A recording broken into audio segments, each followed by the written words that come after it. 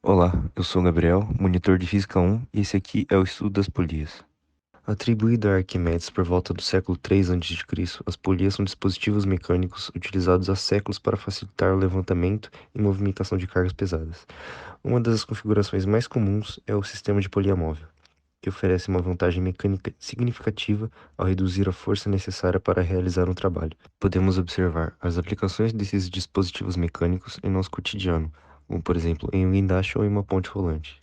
Antes de iniciarmos o estudo das polias, aqui está uma breve retomada da primeira condição de equilíbrio, no qual a resultante das forças é nula, a aceleração é igual a zero, ou seja, para os casos do corpo em repouso ou em movimento retilíneo uniforme. É válido também ressaltar que para os estudos feitos adiante, admitiu-se um corpo de massa homogênea e fios ideais em situações livres de atrito. Seguindo para o nosso primeiro caso, polia simples, é possível observar uma massa acoplada a um fio que distende o dinamômetro, em uma situação de equilíbrio. Destaque para a primeira condição de equilíbrio. De modo que, ao colocarmos a carga, representada por W, nota-se que surge uma força de tração T1 que tensiona o dinamômetro. Vale lembrar que a tensão é a mesma em um mesmo fio.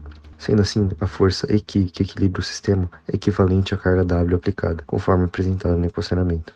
Seguindo para o nosso segundo caso poliamóvel, é possível observar que a mesma massa utilizada anteriormente apresentou um menor deslocamento da escala do dinamômetro, ainda em situação de equilíbrio, de modo que, ao colocarmos a carga W, nota-se que surge uma força nova de tração T2 em um segundo fio que tensiona o dinamômetro. Vale lembrar que T2 é diferente de T1 por serem fios diferentes. Sendo assim, a força EQ que equilibra o sistema é equivalente à metade da carga W aplicada.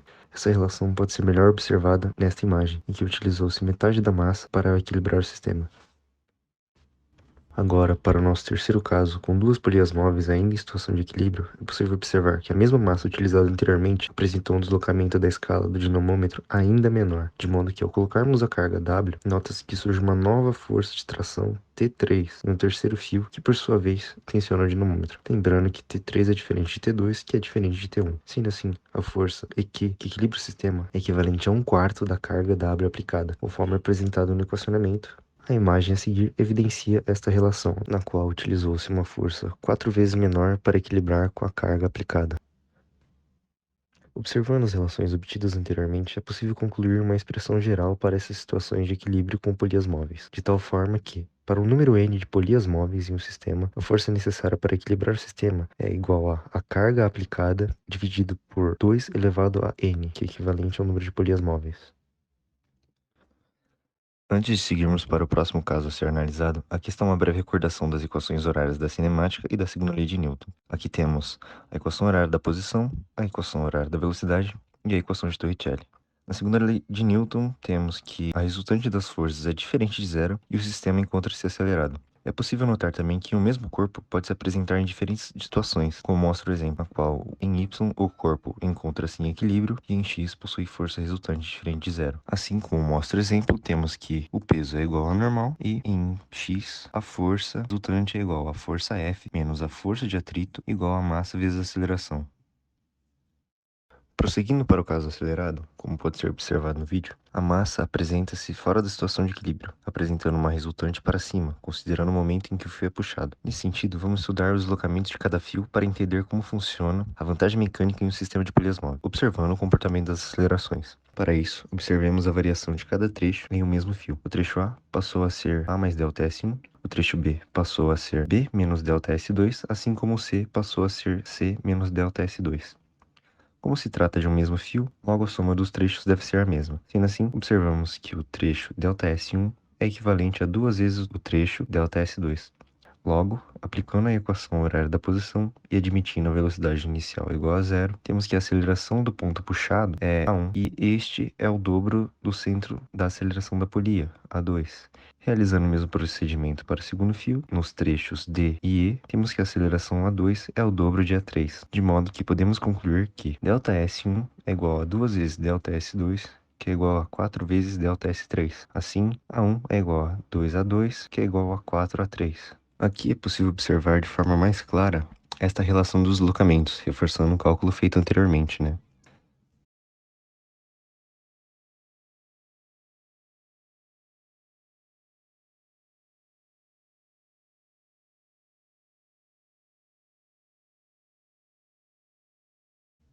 Tendo visto os casos aplicados na prática, agora vamos para a resolução desta questão. Eu vou dar um tempinho, caso você queira tentar resolver por conta própria, e pausar o vídeo. Partindo agora para a resolução, antes vamos tentar seguir o seguinte método de resolução.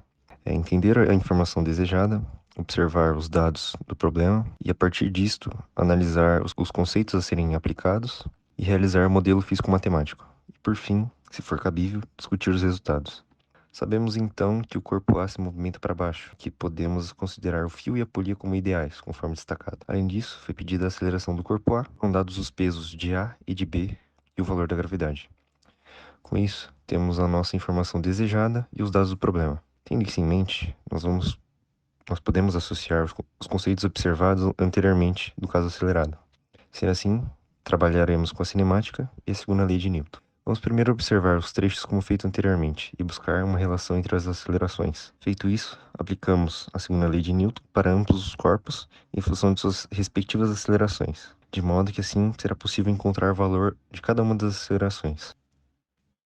Observemos então os trechos destacados, o trecho A, o trecho B e o trecho C, e como ficou tudo depois. O trecho A mais ΔS1, o trecho B menos ΔS2 e o trecho C menos ΔS2 também.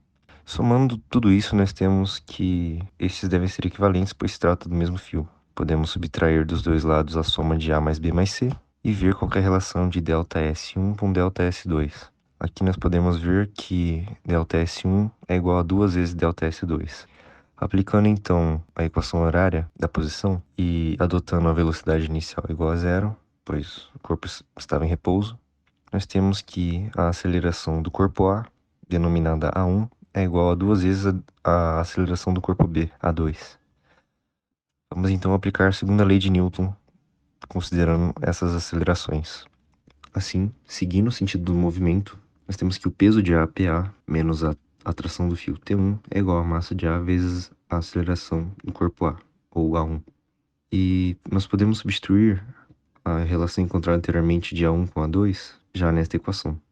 Assim, nós temos que peso de A menos a atração T1 é igual a 2 vezes a massa de A vezes A2, tendo em vista que A1 é igual a 2 vezes A2. Para o corpo B, nós temos que a tração do fio roxo ela é igual a 2 vezes a tração do fio azul e laranja, T1, que é equivalente à força T1, a tração T1. Portanto, nós temos que 2T1 é igual a menos o peso de B, PB, igual a massa de B vezes a aceleração do corpo B. Logo, somando as duas equações, nós temos que os termos PA e PB se cancelam, de modo que T1 é igual a 3m a 2, sendo m a massa dos corpos. Como se trata da mesma massa, nós podemos chamar a massa de A e de B igual a m. A massa de A igual a m e a massa de B igual a m. Portanto, substituindo a expressão de T1 em uma das duas equações, nós conseguimos encontrar as acelerações A1 e A2.